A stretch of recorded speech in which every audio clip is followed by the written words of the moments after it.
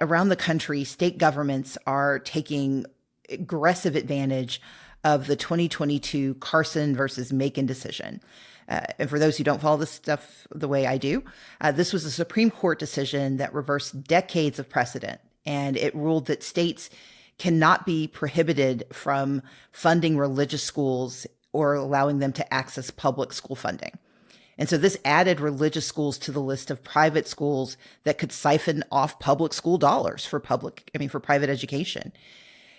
Given the number of voucher bills that are around the country at the state level, this to me seems like the most active area in education policy that we aren't talking about as much as we should. So, Jon, what are you seeing and what do you think we should be on the lookout for? I think this is exactly where our eyes should be focused. So if you look across the country at big policy trends right now, one very striking trend is that we've seen a push, especially in red states, but also in a couple of purple states, toward building what are essentially universal school voucher programs.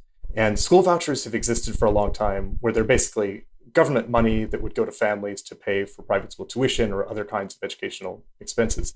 And we have a very different breed of those policies that have emerged in the last few years, where they're available to everyone and they're big programs. So in Arizona, for example, it doesn't matter if you're the wealthiest family in the state of Arizona, you can get this public money and go pay for the private school that you were already paying for anyway. It just essentially becomes a discount.